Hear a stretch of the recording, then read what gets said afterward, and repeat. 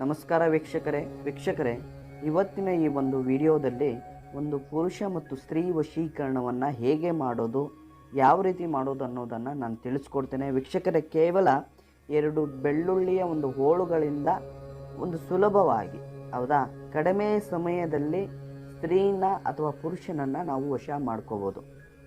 ಕೆಲವೇ ಗಂಟೆಗಳಲ್ಲೇ ಹೇಳೋದಿಲ್ಲ, ಕೆಲವೇ ನಿಮಿಷಗಳಲ್ಲೇ ಅವರು ನಿಮ್ಮ ಹತ್ರ ಇರ್ತಾರೆ. ಅಷ್ಟು ಬಲಿಷ್ಠವಾಗಿ ಈ ಒಂದು ತಂತ್ರವನ್ನು ನೀವು ಮಾಡಿದ್ರೆ, ಹೌದಾ, ಅದಕ್ಕೇನು ಟೈಮ್ ಬಹಳ ದಿನಗಳು ಬೇಕಾಗಿಲ್ಲ.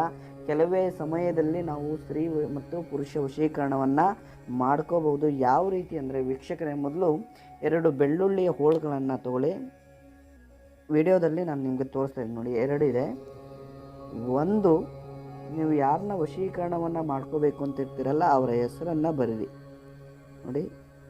ಅದು ಚಿಕ್ಕದಾಗಿ ಬರೆದ್ರೂ ಕಾಣಲಿಲ್ಲ ಅಂದರೂ ಏನು ತೊಂದರೆ ಇಲ್ಲ ನೋಡಿ.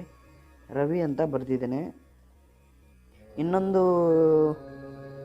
ಬೆಳ್ಳುಳ್ಳಿಯ ಒಂದು ಹೋಳು ಮೇಲೆ ವೀಕ್ಷಕರೇ ನಿಮ್ಮ ಹೆಸರನ್ನು ಬರಿಬೇಕಾಗತ್ತೆ. ಗೌರಿ ನೋಡಿ, ಈ ರೀತಿಯಾಗಿ 2 ಇದು ಮಾಡ್ಕೊತೀರಿ. ಹೆಸರನ್ನು ಬರೆದು ಅದರ ಮೇಲೆ ಬರೆದು ಇಟ್ಕೊತೀರಿ.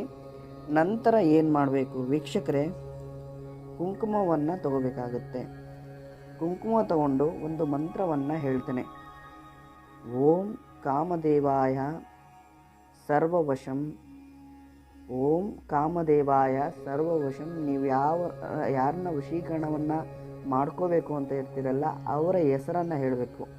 ಓಂ ಕಾಮದೇವಾಯ ಸರ್ವವಶಂ ಗೌರಿ ಅಥವಾ ರವಿ ವಶಂ ಕುರು ಸ್ವಾಹ.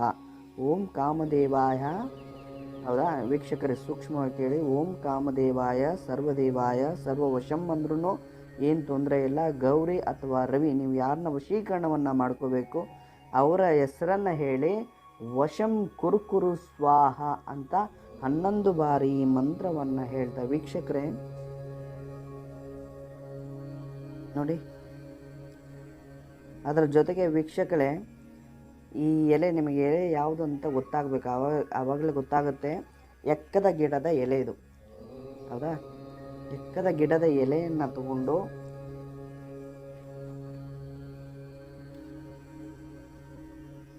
ಒಂದು ದಾರದಲ್ಲಿ ಕಟ್ಕೊಳ್ಳಿ. ಆ ಎಕ್ಕದ ಗಿಡದ ಎಲೆ ಮತ್ತು ಬೆಳ್ಳುಳ್ಳಿ ಇರುವಂಥ ಒಂದನ್ನು ಕಟ್ಕೊಂಡು ವೀಕ್ಷಕರೇ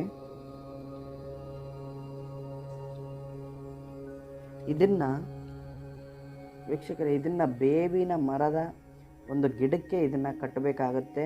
ನಿಮಗೆ ಸೂಕ್ಷ್ಮವಾಗಿ ಹೇಳ್ತಾ ಇದ್ದೀನಿ, ಬೇವಿನ ಮರಕ್ಕೆ ಇದನ್ನು ಕಟ್ಟು ಬನ್ನಿ. ಕೆಲವೇ ಗಂಟೆಗಳಲ್ಲಿ ನೀವು ಯಾರನ್ನ ವಶೀಕರಣವನ್ನು ಮಾಡ್ಕೋಬೇಕು ಅಂತ ಇರ್ತಿರಲ್ಲ ಅವರು ನಿಮ್ಮ ಶಾಶ್ವತವಾಗಿ ನಿಮ್ಮ ಕೈಯಲ್ಲಿರ್ತಾರೆ. ನೀವು ಹೇಳಿದ ರೀತಿಯಲ್ಲಿ ಕೇಳ್ತಾರೆ. ಸಂಪೂರ್ಣವಾಗಿ ನೀವು ಹೋಗು ಅಂದರೆ ಹೋಗಬೇಕು, ಬಾ ಅಂದರೆ ಬರಬೇಕು. ಸಂಪೂರ್ಣವಾಗಿ ನಿಮ್ಮ ಕೈ ವಶದಲ್ಲಿರ್ತಾರೆ. ನೀವು ಆಡಿಸಿದ ಗೊಂಬೆ ಥರ ಆಡ್ತಾರೆ. ಸಂಪೂರ್ಣವಾಗಿ ಕಟ್ಟಿ ಸ್ವಲ್ಪ ಬೇವಿನ ಗಿಡಕ್ಕೆ ಮೇಲೆ ಕಟ್ಟಬೇಕು. ಈ ಒಂದು ತಂತ್ರವನ್ನು ಮಾಡಿಕೊಂಡು ನೀವು ಯಾರನ್ನಾದರೂ ವಶೀಕರಣವನ್ನು ಮಾಡ್ಕೊಳ್ಳಿ ಅಂತ ಹೇಳ್ತಾ ವೀಕ್ಷಕರೇ, ನಮಸ್ಕಾರ, ಧನ್ಯವಾದಗಳು.